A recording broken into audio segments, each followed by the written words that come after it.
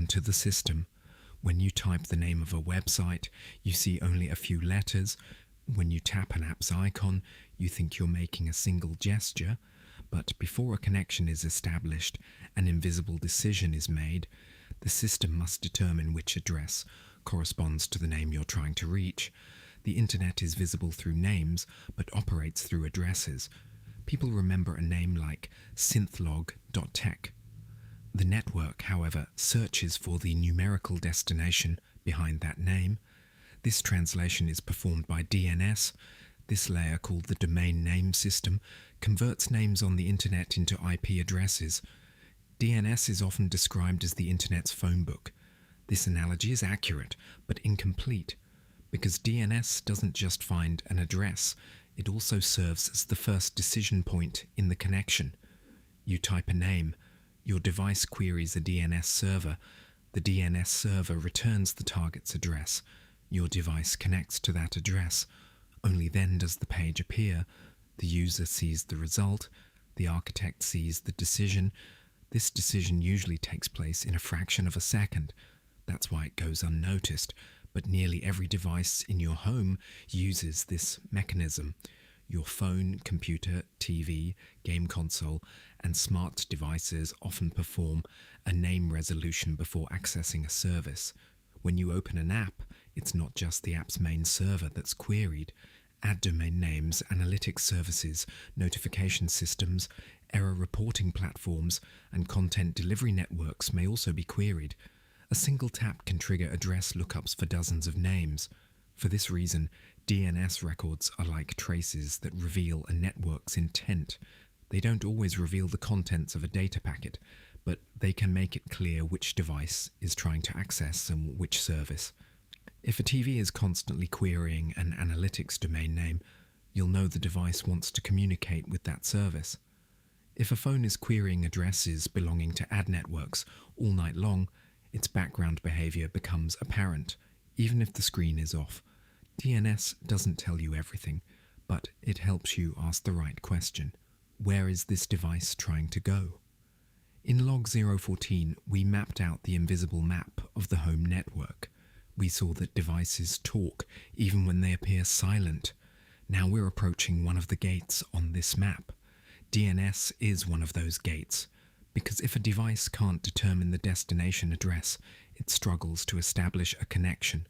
Without name resolution, the journey often doesn't even begin. This makes the DNS layer not just a technical service, but a central observation and control point. However, control is not the same as censorship. The goal is not to block every unknown domain name. The goal is to be able to understand which requests are necessary, which are helpful, which are for monitoring purposes, and which are suspicious. If you block the domain name required for an app to function, the service may be disrupted. If you mistake an access server for an ad network, you won't be able to access your account.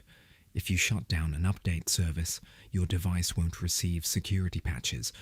That's why the architect doesn't block first. First, it listens. It collects DNS queries. It identifies duplicates. It distinguishes between devices. It classifies domain names. Then it applies a small rule and observes the result.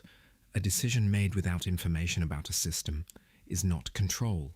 It's a guess. Most people don't realize they choose their own DNS server. When a device connects to the network, the router or internet service provider assigns it a pre-configured DNS service. Since the system works, this choice isn't questioned, but it matters who responds to the DNS query, because that service can see which domain names are being queried, which device attempts to access, which names and when can create a behavioral map over time. The full content of every page visited may not be visible.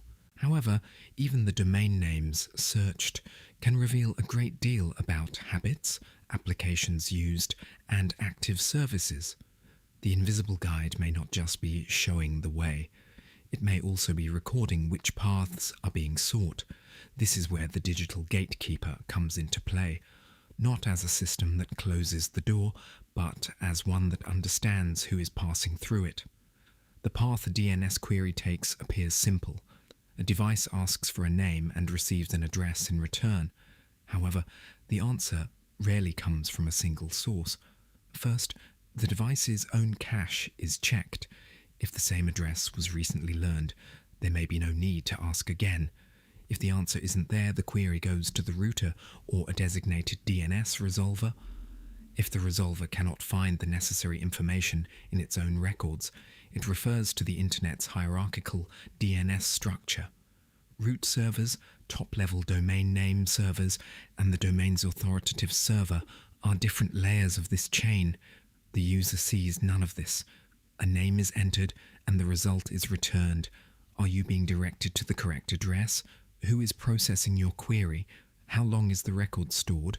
Could the response have been altered? Traditional DNS traffic has been transmitted unencrypted for many years. A system capable of seeing queries on the network could also see which domain names were being requested. This situation led to the widespread adoption of encrypted methods such as DNS over HTTPS and DNS over TLS. Encrypted DNS makes it more difficult for intermediate nodes on the network to easily read the query. However, it does not completely eliminate visibility. The DNS provider responding to the query still processes the request. Trust isn't simply lost, it's shifted to another point. That's why the question isn't just whether encryption is present. Who trusts the query? Who sees the query? Who determines the registration policy? A system architect does not rely solely on technology names. They examine the trust model. A service may be free, it may be fast, it may be encrypted, but what data it stores, how long it retains it, and for what purposes it uses it are separate questions. The same applies to filtering services. A DNS-based filter can stop the connection before it even begins by refusing to return the address of an unwanted domain name or by terminating the query with a specific response. Domain names associated with ads, tracking, malware, or adult content can be filtered using this method. Its power comes from its simplicity. You don't have to modify each application individually. If devices on the network use the same DNS server, a single rule can affect many devices. Phones, computers, TVs, tablets, and smart devices, they can all pass through the same invisible gateway. However, this system has its limitations. A DNS filter can identify a domain name, but it may not be able to distinguish between all the content served under that same domain. If both necessary and unwanted content come from the same server, blocking the entire domain could disrupt the service. Some apps may use their own DNS resolver, some can bypass the router's default settings using encrypted DNS, others can connect directly to an IP address. For this reason, DNS is a powerful control point, but it is not the entirety of network security. A doorman doesn't see inside every room. He monitors who is heading toward which door. This is because when people set up a filter, they may assume the system is now secure, yet security cannot be achieved with a single tool.